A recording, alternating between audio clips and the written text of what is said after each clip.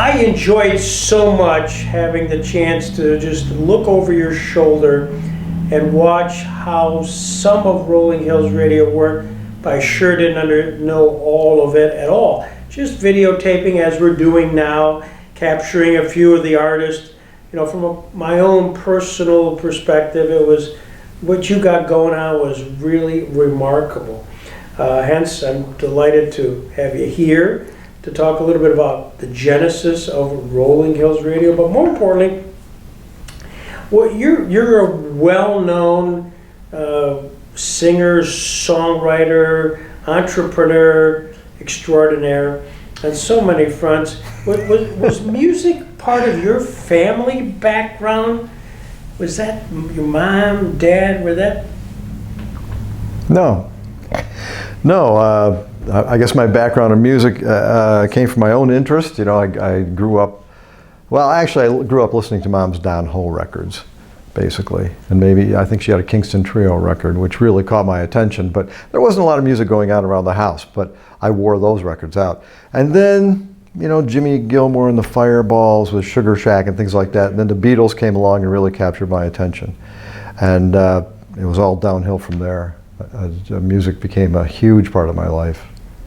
Did you do glee clubs? Did you do the high school singing or theater? Did you do that stuff that was available? I played trombone in the high school band. I started in junior high. And really, learning to read music, learning how to play harmonies, which was a big deal throughout my musical career. When you play trombone in an ensemble, in a band, you know, the first section plays a note, the second section plays a note that's a harmony to the first section, and the third trombones play three-part harmony often. And so I got an ear for harmony that way in the high school band, as well as trombone is the most fabulous instrument ever. And at the same time, I was in garage bands throughout high school. I played my first public gig at the age of 13. And kind of never looked back. So public performing became a part of my life very early as well. As a garage band, were you the organizer? I was not, no. I was lucky enough to have a bunch of guys find out that I got a drum set for Christmas. Ah. So they asked me to join them, and none of us were very good, and we pounded away. And then, but we kind of honed our act. Fortunately, music wasn't all that sophisticated, what we were listening to, with the Yardbirds and music like that. So we could learn that stuff pretty easily, and we did, the 3 or 4 chords and pound along. And then we started playing high school gymnasiums, because at that time, I don't think kids still do this. We had high school dances, and they would hire some local kids to play, and we worked a fair amount then. We worked probably 3 or 4 times per semester. And did you remember a name that you had with the garage band? Oh yeah, the first band I was in was called The Source. Source. And then after that it was Wildebeest. And then I went to college, and that was over. When you went to college, I mean, you had a little now musical background. Did you normally gravitate towards the music scene there? I did. As a matter of fact, I was a drummer and could not take my drums with me, and I was lucky enough to have a roommate who played banjo. And that wasn't my kind of music at all. I was definitely the cream and those kinds of things. But I listened to my roommate's music, and he had Will the Circle Be Unbroken, the triple album that Nitty Gritty Dirt Band organized, and that really captured my attention. So when he was in class, I'd pull his banjo out from under his bed and learn how to play a little bit. Kind of taught myself how to, and I got into that music. I got into old traditional country music, bluegrass, folk music, those kinds of things. And then that got traction in my life, and before long I was in one of those bands. Was there that Americana, the term most currently used, was it popular then, or was did the coffee scene? That's what I'm visualizing, some college cafe, and there, this smoky room, and then you guys are playing some traditional music. A little bit. I ran across, for example, Robin and Linda Williams. They played in the basement of one of the buildings at Geneseo where I went to school. I went to see them, and they just knocked me out. I said, what is this? I love this music. And now we've had them on the show. We had them on Rolling Hills 4 decades later. And that was Americana at the time, but there was no name Americana. Although the music existed probably all the way back to Hank Williams, probably before that. Bob Wilson, Texas Playboys, and then in the 70s, 60s and 70s, we're looking at people like Johnny Cash. And then it really, the album that really was the most influential on Americana and when Americana really got traction with a new generation was Will the Circle Be Unbroken with Nitty Gritty Dirt Band, John McEuen, and then all hell broke loose. Then we're talking about the Byrds and the Flying Burrito Brothers, and eventually it kind of eased up into the Eagles and people like that who were doing things that we now call Americana. And then that label didn't really appear in earnest until a little bit after Rolling Hills started. In the 2010s is when people really started paying attention that this is Americana and we really need to formalize that as a name. And there was actually a committee that named it, including Darrell Scott. You know, what are we going to call ourselves? Because they had broken from pop country. Mm-hmm. People like Darrell Scott, other great songwriters, John Gorka, they could easily have made a splash as singer-songwriters, but the pop country scene simply didn't have room for them. They were much slicker than that. So those guys got together and said, well, let's continue on, but not try to fit into the pop country scene, which we simply don't anymore. They kind of budged us out. So they now they have their own label, their own genre, if you will, Americana. You heard many of your guests, such outstanding performers, but also road warriors. Folks that have been doing this for 30, 40, Ramblin' Jack Elliott for 100 years, and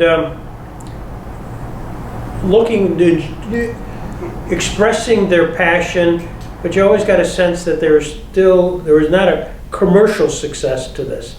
Is that a fair analysis? Yeah, most certainly. Most certainly. Once in a while, one of them would have kind of a breakthrough hit. Tom Paxton had a few. But that was the exception that proved the rule. You know, great songwriters like John Gorka never had a huge one. And a lot of times they're songwriters that other people will get a hold of and make a hit out of. And that's how maybe these guys made a living. Tom Paxton made his first splash, well, after Greenwich Village and all that Bob Dylan scene, he emerged with Bottle of Wine, which it was a huge one in, 64, 65. Tom Paxton wrote that. Of course, it turned into a wholly different ambiance when it became a hit.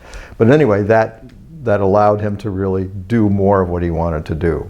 Back then, people got big royalties. Or John Hartford wrote Gentle on My Mind, which Glenn Campbell made a monster hit out of.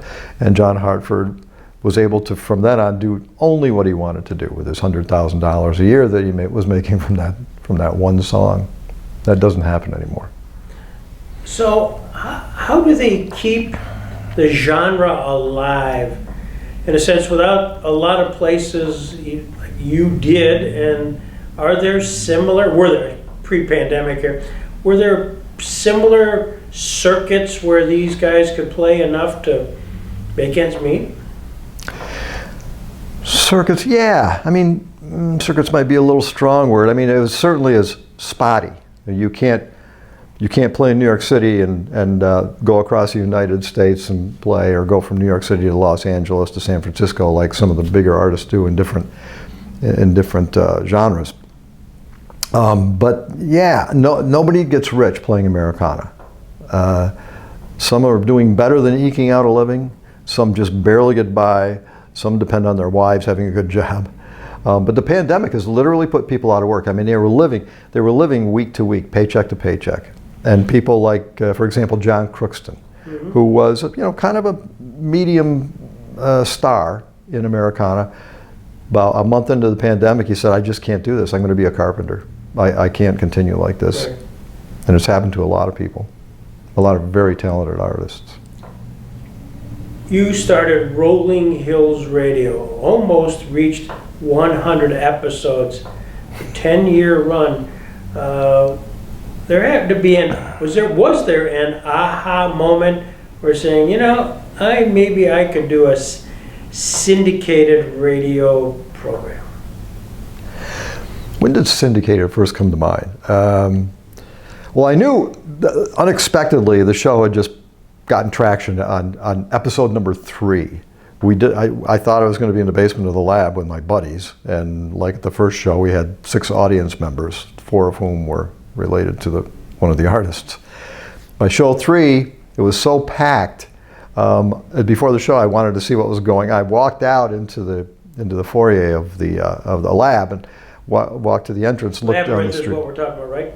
The Labyrinth Press Company, a wonderful little coffee house here in town, and I worked it out with the owner, Jeff James. I said, I got this idea for some guys once a month, and he said, yeah, let's do it. And he really accommodated us, really went through a lot of trouble to make sure everything went perfectly for us. So we owe a lot of credit getting this show up and running to Jeff James at the lab. Show number 3, I went and looked out the front door, and there was a line all the way down the street to the corner of the corner of the next street, and it turned and went down Pine Street, I think it was. And I don't know how far it went then, and a lot of those people just never made it into the show. So that really shocked me. I did not expect it, and I didn't know what to do with it. A couple years later, 2 years, 3 years later, a guy called me and said, I'm such and such a guy, and we would like to syndicate your radio show. Which is, again, I had no idea that was something that would, and he listened to it at WRFA, our local low power station. That's where he stumbled across the show. By the way, that was how you decided early on to not only put on a live show, but to actually have the thought enough to record it. Actually, Dennis Drew had that idea. Okay. And I got a hold of him, because we modeled the show initially after Woodsong's Old Time Radio Hour. And actually I got a hold of Woodsong's, and they gave us a permission to use their name. So the first 2 seasons we were Woodsong's Coffee House Radio Hour. And they had 60 of these things like we had, but mostly it was done in people's living rooms and in their garage with their buddies coming to see it. We made it a little bit bigger than that. I called Dennis. I said, I emailed Dennis. I said, here's my idea. What do you think? And that was at 2 o'clock in the morning. I woke up the next morning to an effusive, long email from Dennis. Said, yes, whatever you got to do, let's do it. You got my support. So show number 1, he sent Ed Tomasini down, and Ed was a sound engineer at WRFA, and Dennis asked him to come down and take a look. Ed brought a microphone with him and hung it off the ceiling and recorded that first show. And Ed said, I don't know what they're going to do with it. I think maybe they'll broadcast it they're going to put it on, at 3 o'clock a.m. on Wednesdays or something. I'm not sure. And I happened to be in my car the next day, and they played the whole show at noon the next day. Wow. So Dennis really liked it, and he gave tremendous support for the first 3 or 4 seasons. We couldn't have done it without Dennis's and WRFA's support.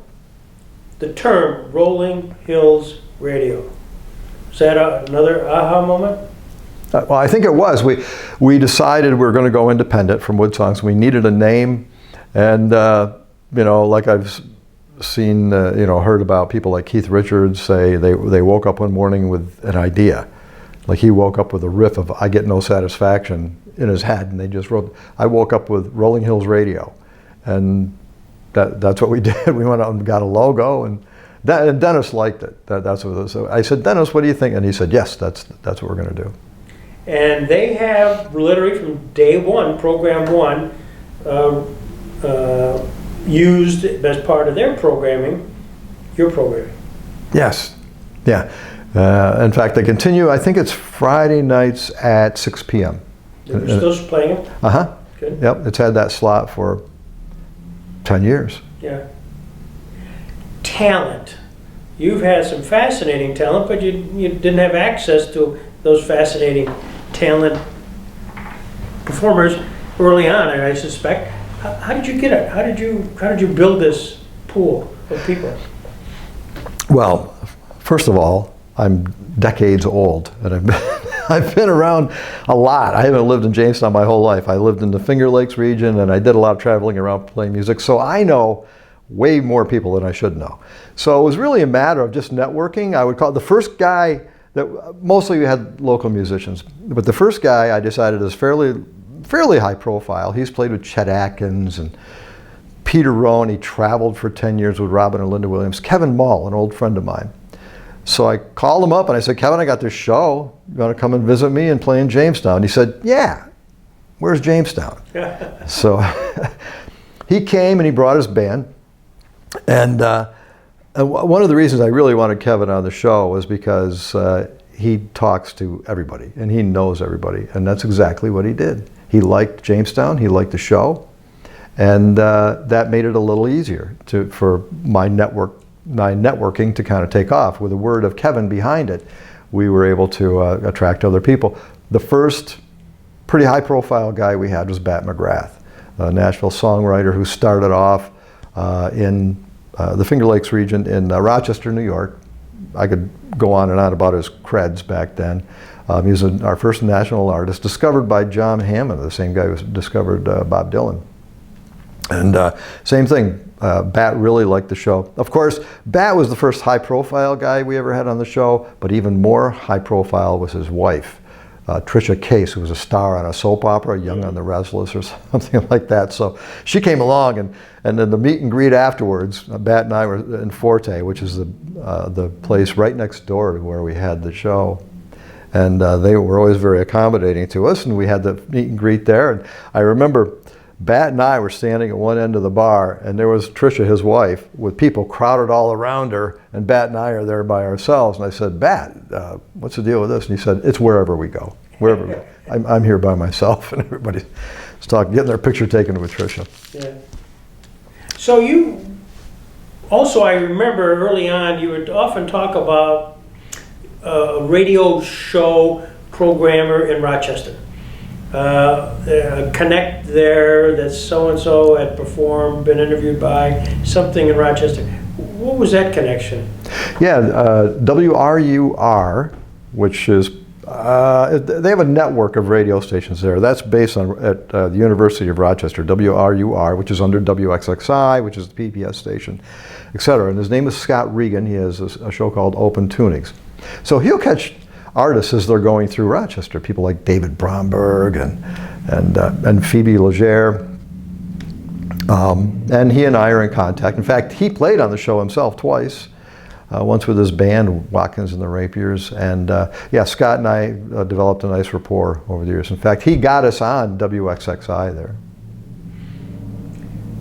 Again, back to talent, you've had people that certainly are well known in the genre, but also some people who are beyond the genre. You know, Jonathan Edwards, Ramblin' Jack Elliott, you know, right here in little old Jamestown, New York. How did some of that happen? I'm thinking of Jonathan Edwards in particular, because he certainly had the pop song Sunshine, and here he is at your stage. I think something like this just takes on a life of its own after a while. The first really big guy we had was John McEwen. And quite honestly, I don't know why he agreed to come to Jamestown, but he did. And then people like Jonathan Edwards saw that John McEwen had played, and that makes it much more likely that people will make the decision that this is a show they want to be on. So that's how that kind of took off, and then it gets traction from there. And then, you know, they know that we had Jim Lauderdale, Jonathan Edwards, and John McEwen, and then it gets more and more likely that other high-profile artists will come along. That's how we ended up with Ramblin' Jack Elliott. That's how we ended up with Daryl Scott, Tom Paxton, and you just get some momentum going like that. In your world, when Tom Paxton, who's well known, I mean iconic, shows up here on your stage, Ken Hardley's Rolling Hills Radio, is there a certain awe factor? Like, wow, I got Tom Paxton? I think there is afterwards, Greg, because I'm not one to easily get starstruck. So Paxton is a Lifetime Grammy Award, and he walked in, he was just as personable as he could be, and I felt like, you know, that's one of the wonderful things about Americana. I don't know if this exists in other genres or not.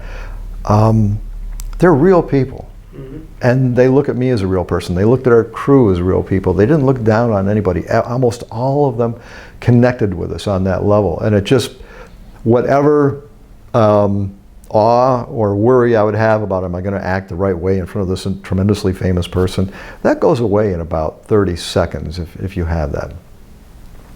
With the exception of Rob and Linda Williams.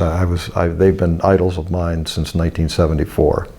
And when they walked in, I couldn't believe it. Well, you hadn't really connected. I mean, had you connected with them during sort of that time period? Just sort of, you know, it's not like you've invited them, you hadn't really not seen them, really, have you? I had not seen them since I saw them in '74. But I couldn't get them. I couldn't get them to answer me. I somehow got Robin's personal email, and he wouldn't answer that. The agent said, I don't know about that. So I called my friend Kevin, Kevin Wall, who was their dobro player and toured with them for 10 years. And I said, Kevin, what do I have to do to get Robin and Linda Williams here? He said, geez, I don't know. Well, I think he called them, must be, because Robin got a hold of me. And yeah, I think Kevin probably said, yeah, you ought to go play my buddy's radio show. It's kind of fun. Of course, you have to work into their schedule rather than they work into your schedule. I mean, I suspect they're have a road schedule and having to do so many to make sure they're nearby. Is that difficult for you? Was it difficult for you? It was, especially at first. And I would, if I wanted, for example, I don't know, Brian Bowers. I would look at his tour schedule and I would see, when is he going to come close to here? And I'll try to book him for that date. And there's New York and Chicago, and artists often go from one city to the other, and we're not too far off that route. So I would try to look at that. But it got to the point where we were what they refer to as an anchor gig. They would book us, and then they would book around us. So I was able to say, okay, play in this place in Pittsburgh, this place in Buffalo, this place in Rochester, and that'll work out for you. Some people actually did that. Some people tried it and couldn't book around us, so they'd have to turn the show down. But yeah, that's always kind of touchy. Did you have to, because you normally had a set day during the month, did you have an artist or two where, because of who they were, had to kind of make a special day, special program, just to accommodate them? As a rule, no. I did have to do that one time. In fact, the Reg was gracious enough to move the Nutcracker so that we could have the date that we needed to have the artist there.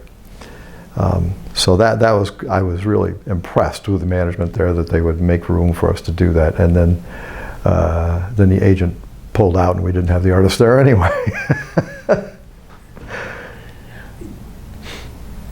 You have, normally the artist normally comes in, and the first time you see them is at 3 o'clock before the 6:30 launch time period. So during that time, you kind of got to go through his playlist, your playlist, decide what opening songs, what song you might exit with. You got to put together the program. Do they get much advance notice from you, or is it sort of when they walk in, I know you're organized, but they may not be as organized? Usually they were really good about it, the agent, the manager, because I had an email that I would send, steps 1 through 12 of things that you have to do, things that you have to know. And almost all of the artists were pretty prepared when they walked in. They knew what 8 songs they were going to play, they knew what they were going to play for the encore, and they pretty much knew what was going on. A majority of them did. A couple of them never got word. Like Hayes Carl, for example, walked in and he thought he was going to play a concert. And then I started talking about what the show was going to be like, and he kind of sat back and said, what is this? I said, it's a radio show. I'm going to interview you. And he wasn't at all prepared. So we went through all of that, and it worked out beautifully. It was a wonderful show. Hayes is a real pro, and he was able to just pull that off. But in general, the artists were fairly organized. And one guy also, Garnet Rogers, walked in and also didn't quite know what was going on. And I thought it was touch and go there for a while. And I said, no, Garnet, you'll really like it. We're really friendly. It's going to be fun. And just before we even got to the sound check, he was having a great time. And he turned out to be one of our friendliest guys, one of our most wonderful shows. Was there a show or two where you, even though you gave them all the advance notice, even though they had been prepared, that it just went off in a different direction? Did you see the Christine Lavin show by any chance? Yeah. Christine kind of does things her own way, and she does 3 things. She plays great music, she folds napkins, and she twirls a baton. So on our break between the halves of the show, she pulled everybody over into a corner and she said, let's all learn how to fold napkins. And she makes like little hats and things. And then on stage, she just pulled out a baton. And it had lights on both ends, and she's twirling it. And so, yeah, that was something that I didn't quite know what to do with. Well, Phoebe Legere was another one that, at least my observation, was one where, though she was very charismatic, you weren't quite sure where she was going either. Phoebe was a wild ride. I'll tell you what. And often on Rolling Hills, I felt like a ringmaster. With her, I felt like a ringmaster who was pretty much out of control. I just had to sit back and let Phoebe do what she was going to do, and it was wonderful. I mean, she's a real pro. And but no, I didn't quite know what was going to happen with that show. It was a real, I just hung on, and I think it went pretty well. It was a very. Everybody walked out here saying, "Wasn't that something?" Yeah. Yeah. It was remarkable. The other thing I always marveled at, notwithstanding all of the preparation, you still had to pull together the two of you, or the performers, and do a couple of things that you would be participating in, especially the encore, and maybe with two performers, and they've never played together. This is a one kind of 15-minute, let's see if we can work this out. That was every show that was jumping off the high board. You never knew what was going to happen. In the 97 shows we did, I think we struggled with two of them.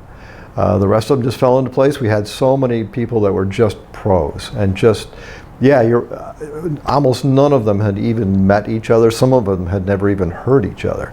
And we do some prep with the emails, etc. I would work it out with the manager to get the word to the artist. Okay, we're going to do an encore. What song might we do? What key do we want to do it in? What verses are what verses are people going to sing? And then they would walk in. Most of them were a little bit prepared. Some of them would walk in and say, "What song are we doing?" So we would have literally 20 minutes prior to the show to stand in the green room and pound away and work on harmonies. And I was just blown away at how cooperative all the musicians were. There was not one prima donna, and nobody wanted to have the spotlight. Everybody's willing to share, and there were just some chilling moments in some of those encores. And I think, if I had to say there's one thing about Rolling Hills that really stood out for the audience, I think that was it. People really waited for the encore. I mean, there's something about that chemistry. All the artists were outstanding. Some of them were Hall of Famers. And people loved to hear one person than the other person, but when we all played together, it took on a life of its own, and that was a band that you would never hear again for the rest of your life. Those people playing on stage together.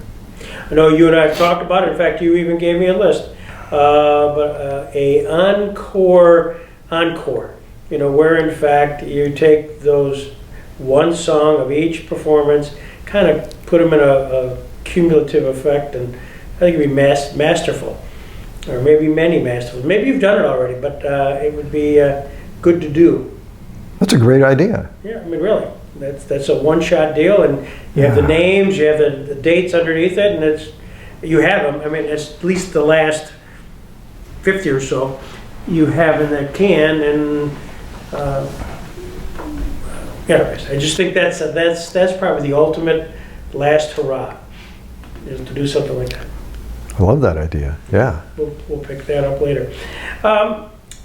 When these artists are in town, big dogs, they're here. Inevitably, they spend the night, and they have the next morning, sometime traveling, but mostly they got a couple days to get to where they're going to. Do you take advantage of them while they're here? Sometimes they'll do something like, I've had breakfast with artists before and things like that. Some of them went down to see the Comedy Center. The Comedy Center was kind enough to cooperate with our show, and they would let folks in to see the Comedy Center, and it was really worth their while as well as ours. Daryl Scott was just as impressed as he could be with the Comedy Center. We took him there the next day, and Rich Ryan, their publicity guy, showed him around, gave him the grand tour, And it's really a good idea for Darrell Scott to be impressed because he's one of the biggest names in Americana, often considered to be the greatest songwriter Americana's ever had. And for him to travel around and say, you should go to Jamestown and see the Comedy Center, that's a big deal. So yeah, as far as personally getting to know these guys too, as I said, they're just generally good human beings. And I mean, I was personally invited to come, Jonathan Edwards, come to Maine and stay with Sandy and me, and we'll hang out. I can find some jobs in a local coffee house, and you and I will play. That's the way a lot of these guys were. They have really open hearts. Did you use them at all to play, to collaborate, to take them down to your studio, to say, I'm working on a song, can you just be part of it? John McEwen was instrumental. He played a lot on my first album. Yeah, he had been here, and he was an advocate of the show.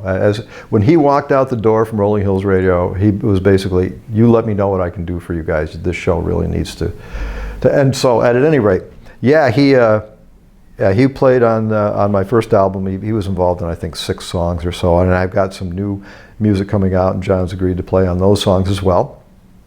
Molly O'Brien, when she was here, we went to our local studio, Lost Recording Studio, and she went there and played a song with me. An incredible singer, and I'm really glad that happened.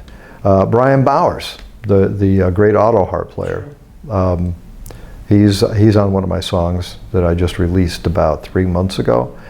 And Brian, again, he's a real advocate for the show. He talks about it wherever he goes. I went to Washington and stayed with Brian for a few days, actually. And one of the reasons was so I could record his auto harp on my upcoming song.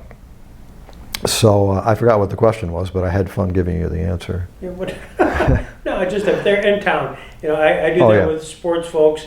They're here for a banquet or something, but they're here the night before, doing something, hanging. They're just hanging, and so they don't mind, most of them don't mind being, asked to participate. Yeah,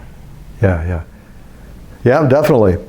And some of them are real extroverts, and they're starving for human interaction, so that's, and others, like Darrell Scott and Hayes Carl, they say, I'd prefer to just stick to myself before the show.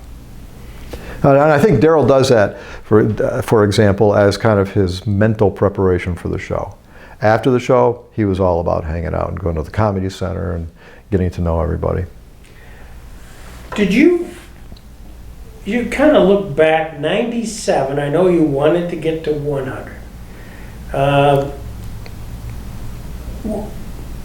Is there a legacy in all of this Rolling Hills Radio? I mean, you have 97 programs, many of them even videoed towards the end. I mean, this is quite a body of work. Yeah, and we would have had 100 if not for the pandemic. Right. The end of 10 seasons, 100 shows, it would have been very symmetrical. Legacy. I don't know. I guess we'll find out in the future. I mean, I've heard on WRFA some of the old songs that were played here, I think at the Hotel Jamestown by Cab Calloway. Yep. He was here. And some other big name, big band artists and things like that. And I just listened to those old recordings and said, this is history. This is amazing in Jamestown. I don't know. I mean, I'm really hoping my grandchildren will say, wow, Grandpa was involved with John McEwen here. He knew Tom Paxton. I don't know. I do know this, that I'm happy that Jamestown could be the place that people came.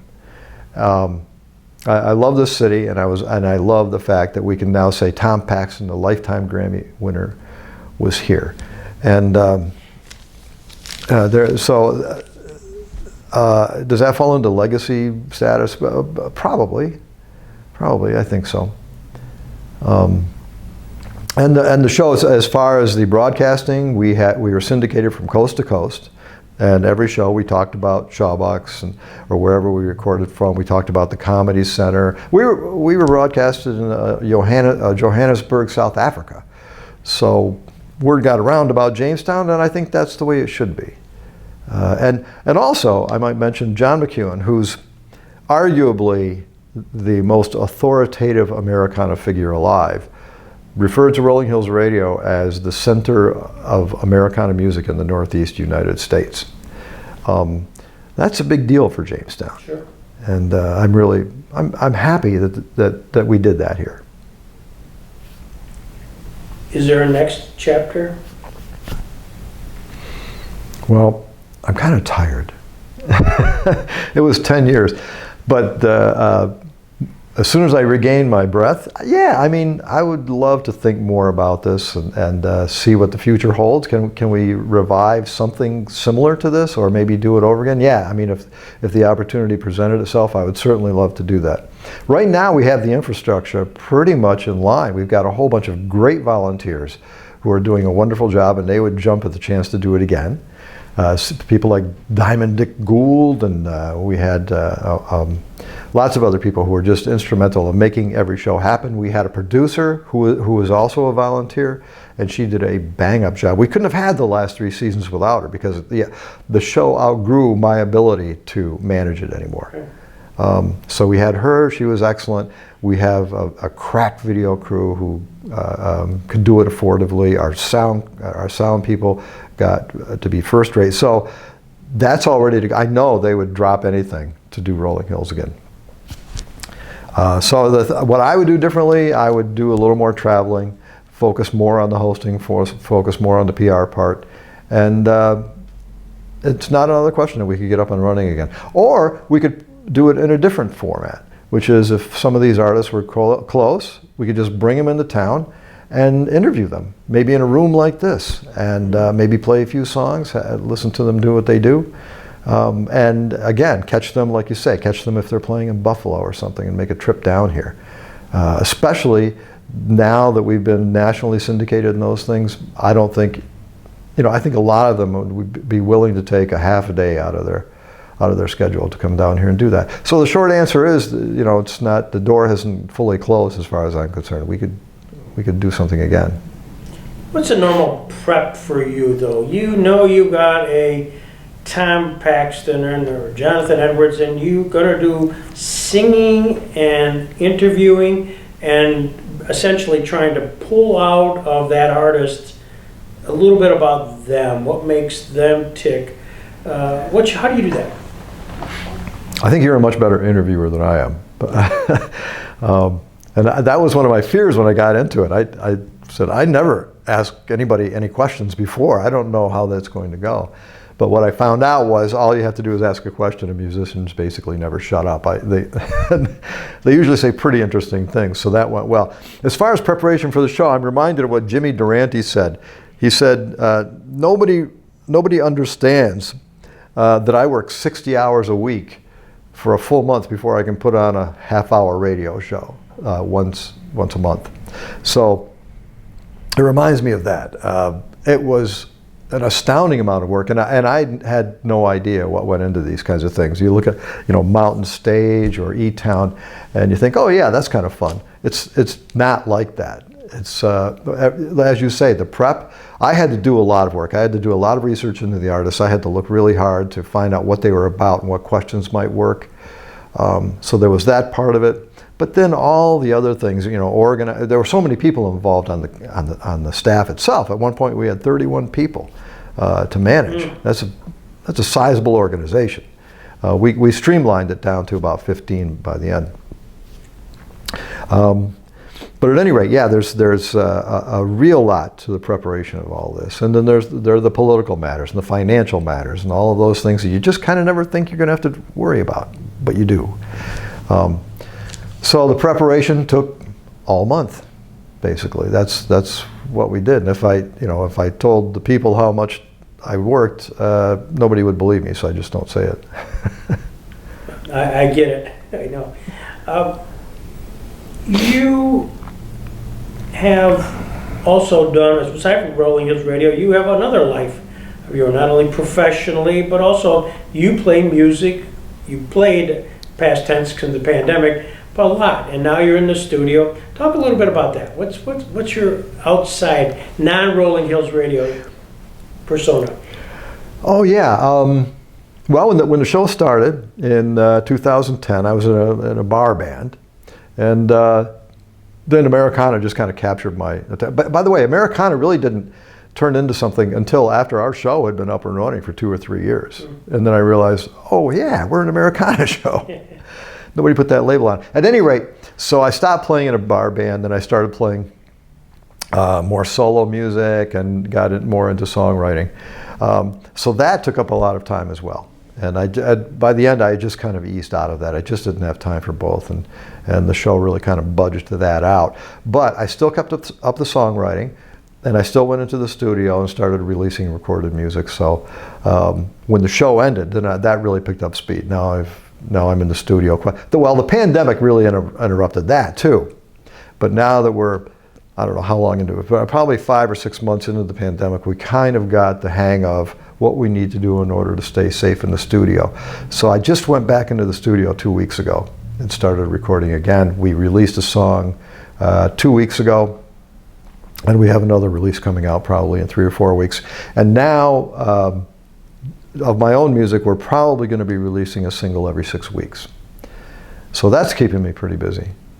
And the ultimate theme song for the new Jamestown team, the Jamestown Tarp Skunks theme song by Ken Hardley and the Grand Skunk Railroad.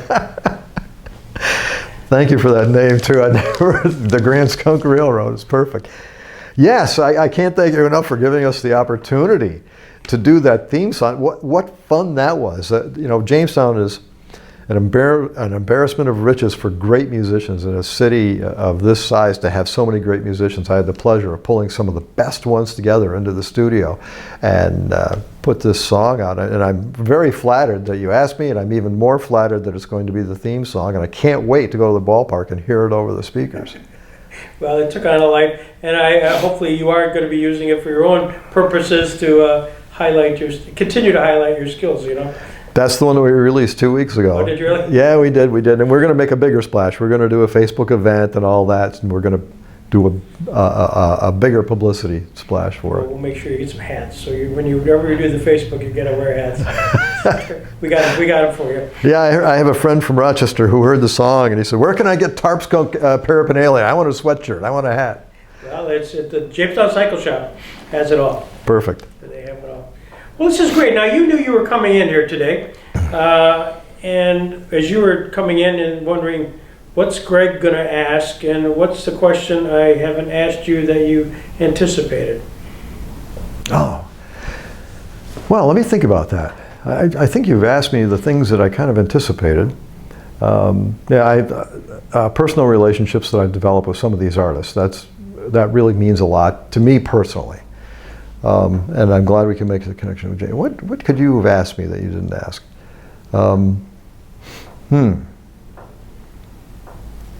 Give me a minute to think about that. Well, you are thinking. I just want to thank you personally because of you, I've had the chance to do what we're doing right now, interviewing many of your artists and really get out of my comfort zone and to talk to people who I know the names, but I don't know what they really did. And it's enhanced my knowledge base tremendously. And even with the conversations with a rambling Jack Elliott talking about Lenny Bruce and Bob Dylan and some of the crazy stuff that was going on there. Woody Guthrie. And then to have his sidekick there, Robbins. I want to say Rich Robbins. That's right. Yep. Rich Robbins. Anyways, comes in and he's got the story of he hanging with Arlo Guthrie, and he's the guy he's referred to, but actually was the guy with Arlo on Alice's Restaurant. So that whole crazy story, which was another interview and another thing, it's on YouTube. It all makes me look really good, like I'm really out there, but I am way over my head. But thank you for letting me make that a reality.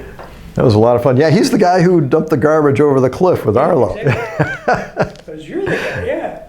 Yeah, we had a lot of that kind of, and you said Americana, and you weren't that necessarily well schooled in it. It's not a very super high profile. It's not like rap or something where millions of people throughout the country are aficionados. They just aren't. And there are certain areas of the country, Lexington, Kentucky, places in New England, that are really, Americana's really, really hot. Jamestown isn't one of those cities, but I think it is now. I think having been exposed to such great, wonderful people as Tom Paxton, Ramblin' Jack especially, he's just walking charisma, that guy is. And Brian Bowers. At any rate, it wasn't fertile soil at first, and I started thinking to myself, I don't know if we can do this with these guys. And but then people really started coming out of the woodwork and saying, I'm going to look up Molly O'Brien and I'm going to come and see her. Now, I think people do know a little bit more about that kind of thing.